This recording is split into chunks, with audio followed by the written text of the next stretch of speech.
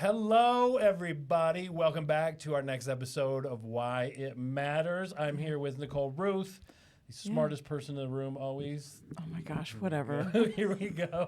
Guys, thanks for joining us again. We're super excited about another episode with you. I'm Justin Knoll. We're going to bring you some stuff, mortgage, real estate, some life stuff. We just kind of cross over into everything and We do. just lay it all out there. We're going to be as honest and open as we can be with you guys.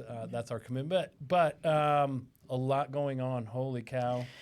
Yes. Well, it's been a transition, right? So let's Let's good jump in. morning. Yeah, We really did just jump right on in, didn't we?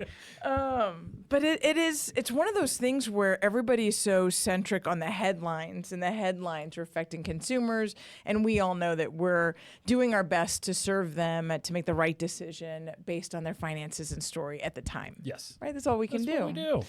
It is what we do. And we're having some fun along the way. January kicked off with a storm. So yay for us real estate agents and lenders. Yay. I think we're feeling the... feeling something. I don't know. Did what it come is. on a little too strong? Yeah. Maybe I was in a slumber and I wasn't ready. Yeah. There's a lot of people struggling to get back up to pace that we were at before. I do know that is an actual thing right now. But hey, I'd rather have that than sitting around twiddling thumbs. I just want to find the pace. Can we just find Yes, the pace? that's What is that super pace? fair. I want to slow the F down. I want to slow down. Yes. Okay. Well, we were speeding at 150 miles an hour, and then all of a sudden we were going 2 miles an hour, and then it's trying to find the new pace. But ultimately, I think we just need to find our consumer's pace. That's right. It's not our own. So what are you seeing? Because you were talking about the headlines, and you're seeing all kinds of rate stuff going on. I don't follow that nearly as much as you do, obviously for very many reasons. But I do see the articles, and I am confused. And if I'm confused, imagine what consumers are feeling right now. So what are you seeing out there? What is real? What is not? What's driving things? What should we expect? So we saw this massive uptick in business right at the beginning of the year. Yeah. Like Christmas is over, tear the tree down, we're shopping for a home. We saw it the day after New Year's Day, right? It wasn't New Year's Day, we were all hungover. It was the next day, So a lot of it was driven by the fact that there were headlines talking about that interest rates had hit their lowest, right, in an exuberant amount of time. Yep. Right? We had hit 8%. We had this volatility all throughout 2023. Rates had gone up and up and up and up. And finally, they saw some level of decline, and it was substantial enough to go from 8% to 7.1% to 6.6%. And that's huge. It's almost 1.5 points in a very condensed period of time. Yeah, that's massive. So, of course, that was all over the headlines, and consumers saw this and goes, this is my chance. Investors were coming out. This might be the bottom. Sellers are thinking about the fact that I've been waiting a long time. I'm ready to sell. Like, everybody was thinking it's go time. Yeah. We felt that. Yeah. Right? Definitely. And a lot of it was driven by the headlines. We were driven by the fact that interest rates dropped, and finally it felt like it was affordable, or there was a sense of affordability. Yeah. More so. Yeah, because I really hate to use the word affordable, because is it ever going to be again, right? And so I've turned to the fact that affordability is a mindset. Somebody might actually disagree with me on that, and that's fine. There's numbers that you could put behind it, but affordability is a mindset. There are people that can afford whatever the price is if they feel that that's something that they want, right? People are buying things that are astronomical, but if they have to have it, then it's irrelevant. It's affordable. Affordability is mindset. But this week turned, and there are some headlines that are still focusing on the 6.6, that rates have dropped to their lowest that we've seen. And then there are other headlines that are talking about what's actually happening and what happened this week. And so the consumer might go, and I can see myself in the shoes of a consumer to say, wait a minute, what just happened? Does this mean, did I miss the boat? Is it done? Like, I wasn't ready. I was tying up my shoes. Did the race already start without me? Right? Or are rates actually going back up? What's happening? Or should I just sit here and wait for just a hot more minute until I figure it out? Like, I just feel like the lack of clarity is so effing exhausting. I just want people to just be 100% transparent. That's my dream. So it feels so much indecision out there. We've kind of got into that too, where people are so ramped up and ready to go, and then it seems like a slippery slope, a very slim margin for people to make a decision. And if it's not fully 100%, it's like, oh, we'll hold off, and it's not always realistic, right? They have to be anchored into the vision, right? This is where it's so important for us to figure out what are we anchoring them to, because there's so many rate shoppers that when they anchor onto rate, they anchor onto something that's extremely volatile. And in volatility, you have instability and the inability to make a decision. Yep. Ultimately, that's right. So we want to get them out of volatility as soon as we can. Yes. Right? So here's just some background on what happened this week so that you can go, hey, I can explain it. Like if a consumer says, hey, I see a headline of 6.6, and remember, these are just national average interest rates. This is not their situation, their dynamics, their lender, right? But it's something, it's a basis of comparison. And people go, what's your rate? That's what I'm going to give them. I'm going to give them the National Historic Average because it depends is the real answer. So I'm going to give them the National Historic Average. So there are headlines coming out with 6.6, and the reality is it's really 6.9, 6.89. Does that really make a difference? It makes a difference to a consumer when they get quoted something and they go, wait a minute, my lender just told me 6.9, but I just saw in the headline 6.6. So I'm gonna remove stability and I'm gonna go for volatility and I'm gonna go shop for rates and talk to 5-10 other lenders. Right. Until somebody tells you what they want to hear. Right. And then, of course, the stories can change. And it's interesting. We just lost a deal yesterday to somebody who doesn't know. So you're limited to, I'm totally going off to the left here on a second, but it's so important that we have this transparency, right? So we lost a deal. We'd been working with this client for or about a month maybe. And somebody else said they were being offered a seller concession. And a lender told them that they could use that entire seller concession. But ultimately they can't because we know there's IPC rules, right? There's interested party contribution limits. And based on the amount that they were putting down, they were limited to 3%. This was well over. And we told them that this is how much we can use. This is your total cash to close. We suggest a price reduction, or we suggest reconfiguring the loan solution in this way. Another lender said, oh yeah, no, we can use all that. So we lost the loan to stupidity and this lack of transparency, which ultimately I can't kick myself for that because I hold up to truth. That's right. And if somebody is going to go follow that, he's going to get that rude awakening when it comes time to closing, and he gets closer and he's got to bring more money to the closing table, right? Yep. Same exact thing when you're talking about rates. It's do I go with what's transparent or do we go with what's being sold? And so right now, there's this change in headlines. So let's just run through really quickly. It's only going to take a couple minutes to tell you exactly what happened this week because it's not that much. Look, we need this. We need Nicole to break this down for us. So let's go. So we had 30 plus days where we had no movement in the interest rates and we had a flat unemployment. We had a strong wage growth. We had a CPI that the headline and core went up, but the core actually went down because of a replacement value from 12 months ago. We saw a weak services. We saw an ultra weak manufacturing. We saw jobless claims low. Like we saw all these things in the period of 30 days, and nothing moved the market. Everybody was just still. Yeah. Until this week. Until this week, we had 3 reports that came out that changed that. And I'm not 100% sure why this week and why these reports, unless it's just becoming clearer that the closer we get to March, that a March Fed rate drop is just not going to happen. It's just not going to happen. The probability started out super high and then it just started dropping. And with every conversation, it just continues to drop, that the March Fed rate drop is almost off the table. And that's what I've heard this week consistently is it's not going to happen. It's not going to happen like we thought. I think there's a probability still of like 57%. So it's over 50-50, but I think it's unrealistic. So Fed Governor Waller came out first and he said that he is seeing that the Fed is going to drop the Fed rate 3 times and that we're going to be data dependent. And I'm like, okay, that was nothing new. And then he threw in the word but. But no, I hate that word. This is where the work begins, right? This is like, oh, great. But the economy is strong. Yeah. And the Fed rate drops that we consider to be 3 might be further out and might be softer than everyone is expecting, right? The market expects 6 and they expect it as soon as March, and it's probably going to be 3 and it's probably going to be maybe even fourth quarter. Like it's down the road. Okay. So Wow, that far. The expectation dropped immediately. It depends. The second half of the year is kind of the consensus, right? But it could be later if we continue to be strong.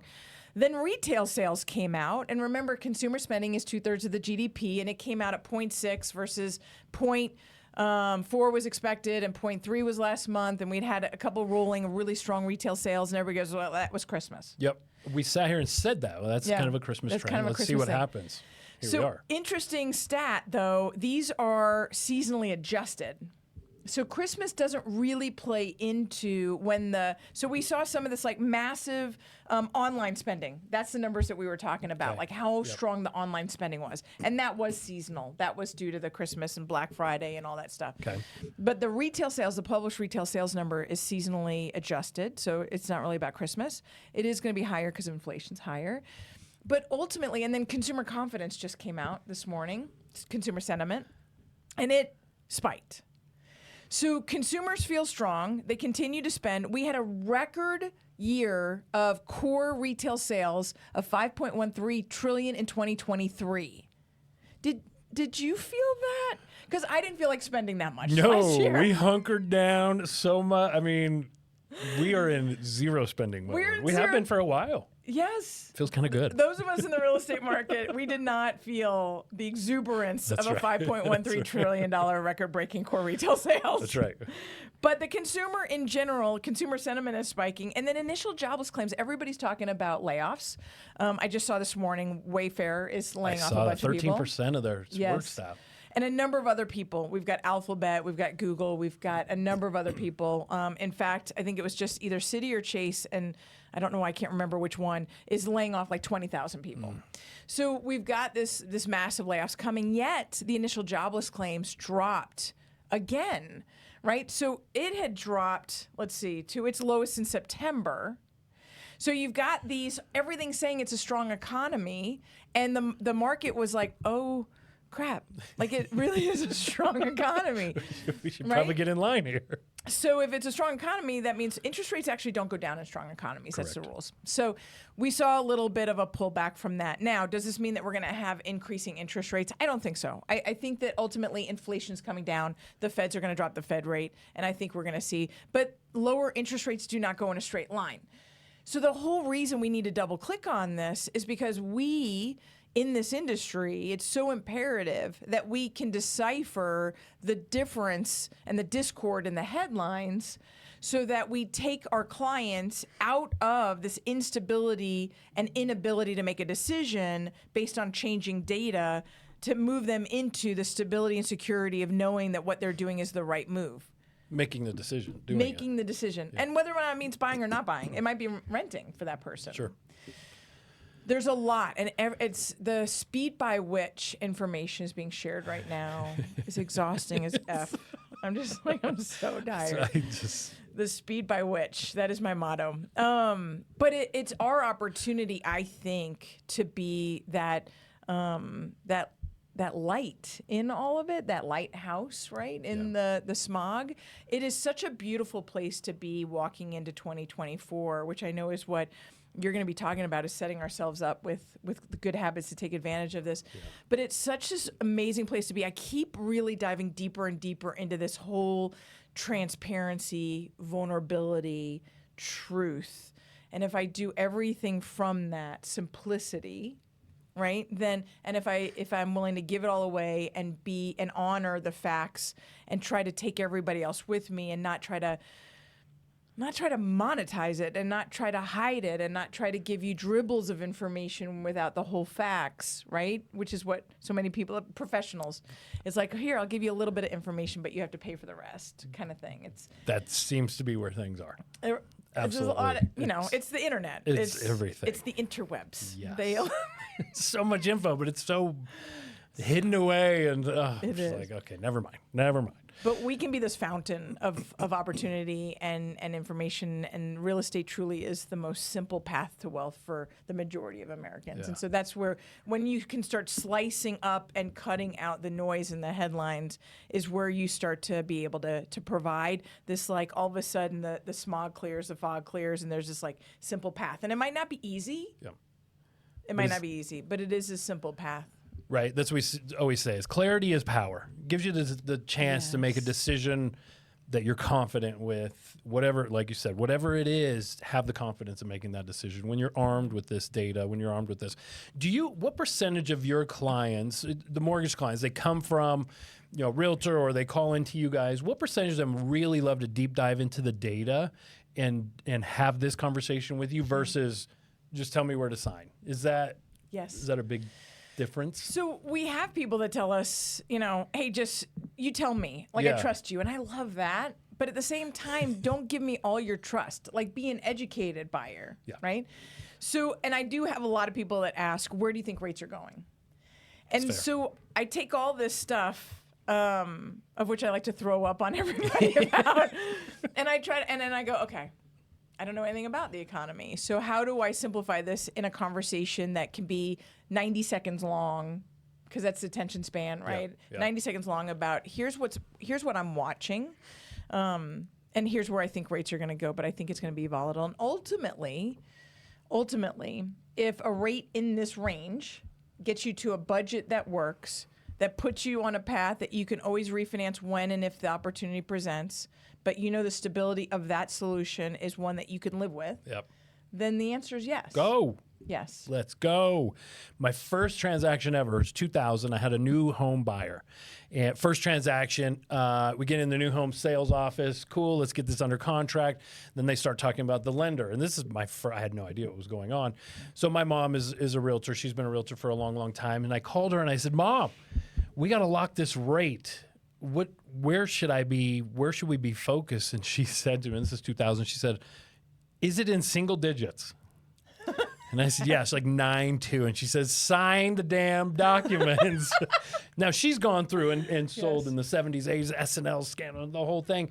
So that was her philosophy, is if you can get in that single digits, it opens the door for you to have those options later, to refinance out of it, to figure out things later, because it'll have the chance to come down. But I always thought that was very interesting. When I share that with people now, I'm like, is it in single digits? They're like, well, yeah, but it's like 7. I'm like, okay. Yeah. It's just funny how this has changed so much.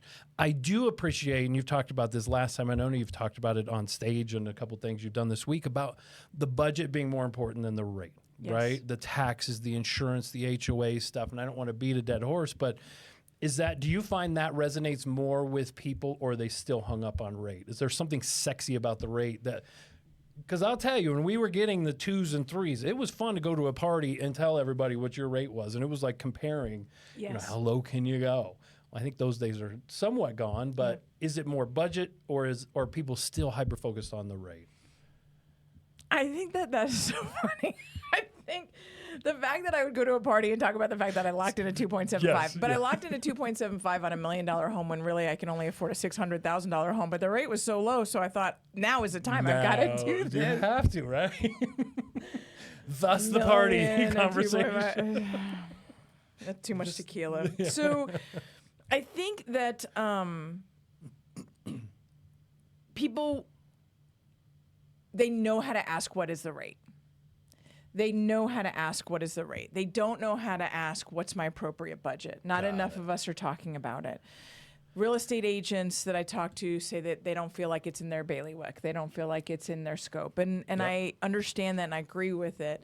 But to pull out a budget form, and we had an investment class a week or so ago, and we pulled out a budget form, and we just talked about that. And how do you save to buy an investment, and what does that look like, and what's really your need versus what's your want, and then what's your goals, and how did they all line up? I get that we might not feel comfortable, then we need to align ourselves with partners who do.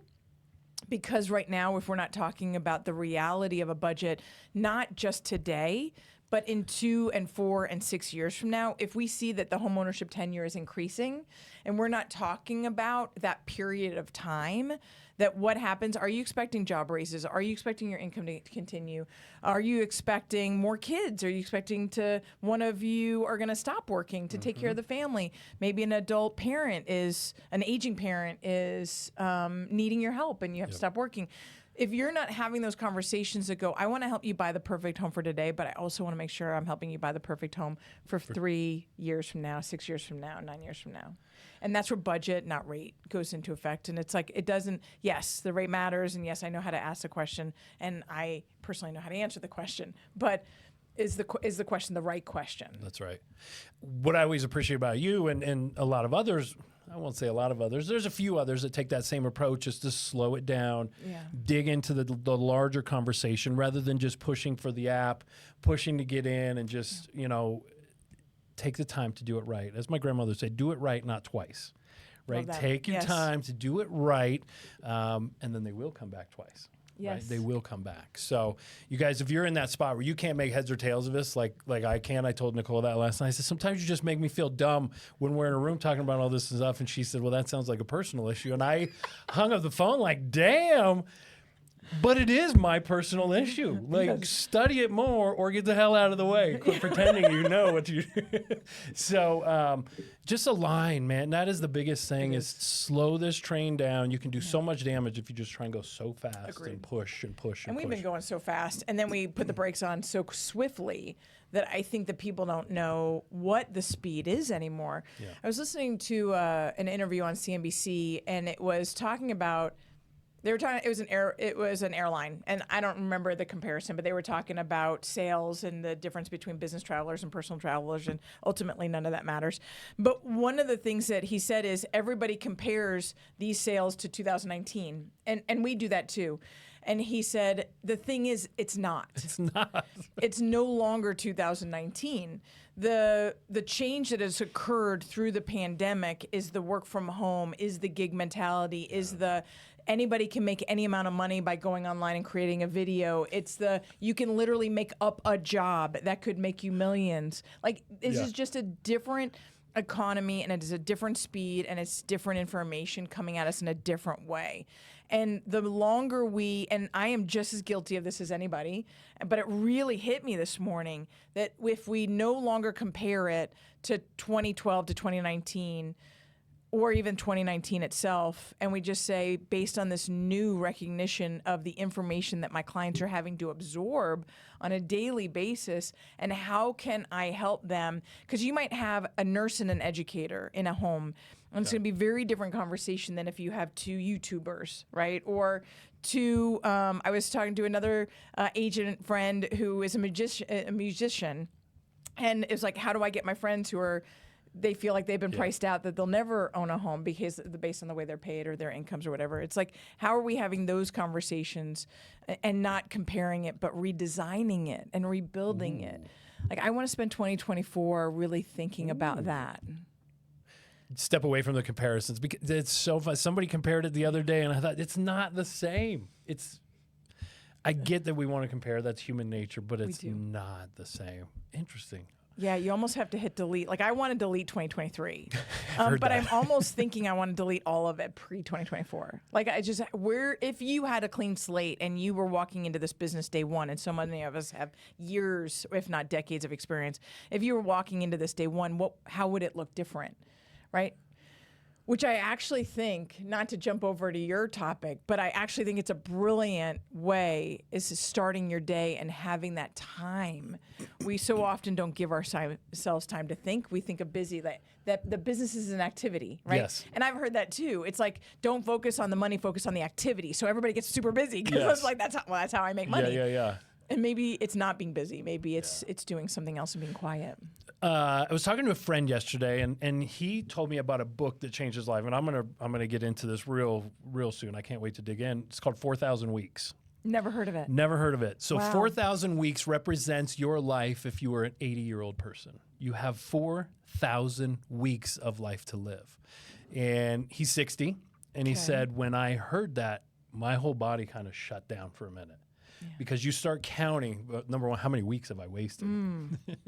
But it's Don't a go there. British author, and he talks about the difference between the rest of the world and Americans and how we view our days, right? We always think we can pack more in. We always think we can. What was I don't that? know. I don't It even know what that was. You just tapped me. I don't even- we think we can go turn a 24-hour day into 25, right? Because I we can can just manufacture go. I know hours. you can, yes, you can. But we'll go on a week vacation and spend all of our time trying to cram everything into that week-long vacation. Right? That's a very American thing to do, rather than quiet, rather than reflection, rather than Would it surprise you if I do rest. that? It probably wouldn't. I have all the activities. Every day has a list of activities. We Wait, can't not sit still. really. No, it's true. We have to experience that area, whatever it But is that do we go we, to. right? But Right, do we? Is exactly. it the experience, or is that time better used to actually slow your brain, to rest and relax, to Mm-hmm. reflect, or maybe just be quiet and write for a while? I'm not saying it's right or wrong, but Americans are very guilty of this. Mm-hmm. I will raise my hand first and foremost in thinking that I have more time than I do, for sure. So with that said, you have gone through one of the busiest weeks. They're all busy for us, but all the events, the speaking, you were on stage speaking at an economic event. We've got a big event coming up. We've got this going on. You're everywhere. What do you commit to every single day when you start? Because I know for certain, and there's another book I'll reference, Extreme Ownership, Jocko Willink. It is incredible. I read it years ago, and I kind of forgot. And so I listened to it. I put it on Audible, and I listened to it 9.5 hours, and I could not get enough, right? And so it's how the... Did he narrate it? Yes. Such a difference Oh when my the gosh. author narrates Yes, it, right? I love listening to books when it's Yep. the author. Yep. The best one, Green Lights, Matthew McConaughey. Yes. Dreamy. Do it again. I'm just saying. My wife, I think, has probably listened to it 5 times. Huh? Yep, I'm right there with her. I'm right there. But it really resonated. I was able to create quiet and peace to take it in rather than just reading words, which I felt like I was before. And one of the things that came from that was the reminder that discipline equals freedom, right? Discipline equals freedom. And you go, what does that mean? The discipline being, am I disciplined enough to manage my time, to create a daily schedule of what I'm going to do and to commit to it, right? Is that the discipline that you seek? And for me, we talked about it last time, was I'm setting better habits in the morning, right? My routine in the morning is far better. It's awesome now. I'm so energized. I'm loving it.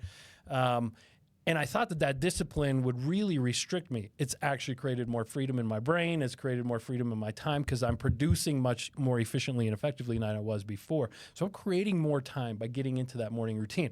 I asked you this a minute ago, and then I started rambling. So sorry. Talk to us about your commitment, what it looks like in the morning for you, and why those things happen. I know you're on the bike. I know you're doing those things, but why is that important to you, and how long has that gone on? So I was always the kid who went to bed early. Even in college, I did not see 2 a.m. And I was fine with that. I was at the gym at 5. So, I mean, I'm kind of an anomaly. I get that. I find that if I sleep in, and I have been sleeping in a little bit lately, and it sets my whole day in the wrong direction. Like I feel a little bit like I'm playing catch up. If the bed's warm, I think that's what it is. I honestly think that it's been so cold. Yes, that's fair. And I get up out of bed and I go into the bathroom and I'm like, F this. Yeah, go right back into the nest, right? And we have like the bed that heats up. It's a sleep number. Oh, If you don't have a yeah. sleep number, you're missing out. It's the best. So you curl back in, then all of a sudden it's 5 o'clock, and now I'm behind. And some of you don't wake up until 6, and you're like, what does that even mean, 5 o'clock, and you're already behind? I wake up at 3:30 and grab my tea. I used to drink coffee. I drink coffee. I drink a lot of coffee. I think it's finally burning holes in my stomach. So That is true. I can't drink it first. I have to drink not my good. tea and I have to ease into the coffee. So forget about this whole, why are you drinking coffee anymore? No.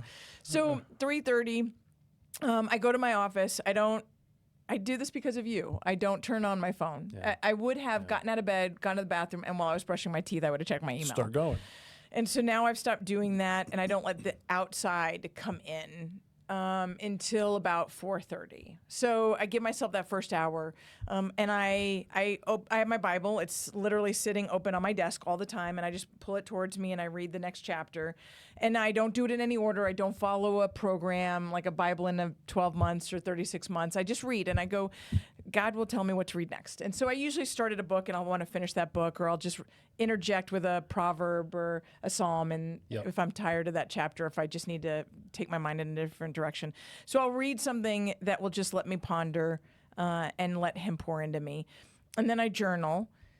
And then I start thinking about what do I want to do that day. And then I jump in. And then it's, I got to disperse the emails. I send out some to-dos. I check my calendar. I have a method in which I put it on my daily planner. Every morning I write out my calendar event for that day. And then I go work out at 5 a.m. And my body tells me it's 5 before I ever look at a clock. Like, I start getting anxious. Like, I got to go expend energy. It knows. It's interesting. Let's go. Burn this up. Yeah. That is awesome. So workout, and then is it get ready and then get going in the Pretty day? much, unless that's where my best ideas come in. And so if I get stuck doing something, so like our market trends video that I do for DMAR every month, I'll start writing it, and usually I get about 2/3 done before I need to go get on my bike, and I need to get clarity in order to finish it, and then go back through and work it in a way that I feel like it's worthy of a video. So it's the thing I use for clarity as well. Do you feel like your mind is different before you work out? 100%. Isn't that interesting? 100%. It's so incredible how that works. Is you'll come out of that workout and just like, wait, no, that's not what I had in mind. Yes. This is the clarity. That's just getting everything going and firing and getting your mind into a different place. I occasionally will wake up early and text you just to kind of see. And I expect a reply, and I don't often get one, right? Which is awesome, right? That is you staying disciplined and allowing yourself to have this freedom creep in to enjoy whatever you want to read, to enjoy your workout a little differently, to think about different people in different ways. I think that's part of the freedom that we seek too, is allowing our brain to just kind of run wild. I always think of my brain running through a meadow of flowers, right? This peaceful, like, oh, it's so nice. But how often do we actually get our brains in that spot? It's so incredibly rare. And I've been seeking that this year on purpose. And that morning routine has allowed me to quiet the noise and not be so anxious and not be so intent on everything right away. And actually finding some peace in the morning. And I am far more effective and efficient in my work. I mean, this is how you get to that 4-hour workday, right? Yeah. Or 12 hours for some of us. But that discipline equals freedom. My friends, if you can learn anything from this, it's set yourself up. There's a great book, The Morning Miracle, or The Miracle Morning. I always get that backwards. Yeah. It's incredible, and it will help you set up the morning to start your day. Yeah, Hal Elrod's story is a deep one. He's changed many, many lives. I think that book, it might be the most rewritten in so many different languages of any book. Like, it's been, it's such a simple book. Like, it literally, you could read it in a couple of hours. Yeah. And so you don't get caught up in the simplicity. You just get caught up in the fact that it's telling you something that ultimately your soul knows is truth. And then it starts to resonate, right? And you're just like, why is that so easy and I never saw it? Or I didn't do it. Yeah, I just didn't do it. Yeah. I knew it, but I wouldn't do it. Go get the book, you guys. If you have, 10, 15, 20 minutes in the morning to just find a quiet place and read, I would start with that book. Mm-hmm. And help that create a guide for you throughout the rest of your week or your day into every week. Do you have a set process for your afternoon, your evening, or is it kind of see what happens and here we go? No. Well, there's certain things that I need to get done every day. So every day I write out my calendar, and then I write those 3 rocks that have to get hit that day. Okay. I have a lot of things that I need to do in a day, and there's a lot of them that don't get done, right? Because I also have a ton of client appointments and real estate agent appointments, and I think it's super critical to my business's success. And then me personally, it brings me joy to sit down one-on-one with a client. But it also is very time consuming. So it's, you don't get to all the things. So I prioritize the things that I need to get done. And then at the end of the day, I've been trying to, I'm not very successful. My husband can tell you this, that I try to stop working at my desk because he had gotten into a habit of bringing me dinner. I remember. And so at some point, I was like, no, I'm getting up. I'm eating with you. And so I've been trying to, unless I have a deadline, like a big deadline, because I do a lot of presentations and that kind of stuff. But then I go and sit down, and then I try to call it a day at that point. Yeah. I do think you and I are very similar in that the time that we spend with a one-on-one is so incredibly valuable for both of us. I feel far more engaged. I feel far more helpful, far more productive. I love that. And for a while, it was like, man, how can I turn these one-on-one meetings into groups or more people at once, or should I even be doing these? And then you start compromising with yourself about what fills your cup. It's like, nope, I have to honor that I need the one-on-ones. And so I schedule those throughout the week, whether it be a lunch, a coffee, dinner. I know you do as well. Yeah. I do think that's important. But control your schedule, you guys. That discipline will absolutely give you more freedom to go live the life that you want. Start it in the morning. Yes. Honor it throughout the day. Be realistic. I think that's just, it's where I see most people struggle right now, especially in New Year. So to turn the tables, why does this discipline matter so much? The discipline for me is my mom told me once, honey, you're always trying to climb Mount Everest, right? You're always, not physically, my God, it sounds terrible.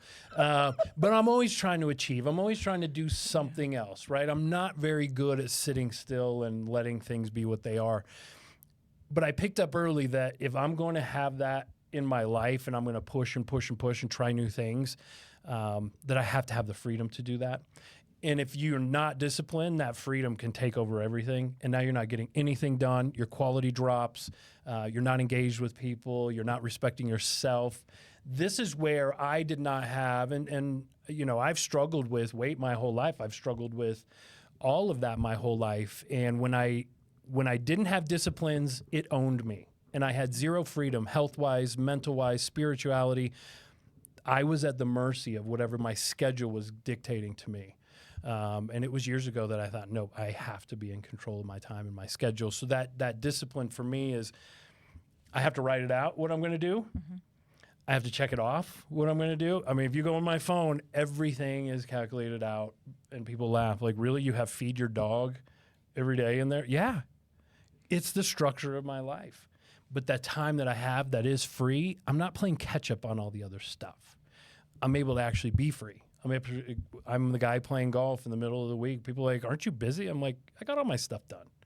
Most of my stuff done, right? The It's things never that were all done. important. Things that were important, because I know that freedom to go do that other stuff is far more important than the achievement long term. I have to protect me. And that was a big sea change for me, was understanding I am the asset I must protect. And I wasn't doing that. And so that's the discipline for me, and writing it out and keeping the commitment to it it's changed everything. And you've been awesome for me in that regard. It scares the hell out of me waking up at 3:30, and I've done it a few times. It's stealing time. It is stealing time. I love waking up while it's still dark. It's so cool. So cool. So that's where I wanted to kind of lead today. If you guys get a chance, listen to or read Extreme Ownership by Jocko Willink, the most decorated U.S. Navy SEAL, one of the most decorated soldiers ever. But what they do is bring it back to business, and they bring it back to life. It's not just wartime stories. It is so pertinent to us. So read that. Read 4,000 Weeks. I'm anxious to get into that one. Yes. Start understanding how many weeks I've given away in my life for free. Right? No more. Don't even No count. more. And I love you said sea change. I haven't heard that in a while. I think 2024 is an opportunity to be a sea change. And I think that, you know, there's plenty of industries and plenty of people who had crazy success in 2023. I'm not going to discount the year for everybody, but I do also think it was a very, it was a weird, I'm using the word, I'm looking for the better word than weird. It was a very impactful year for everybody. I don't care how successful you were.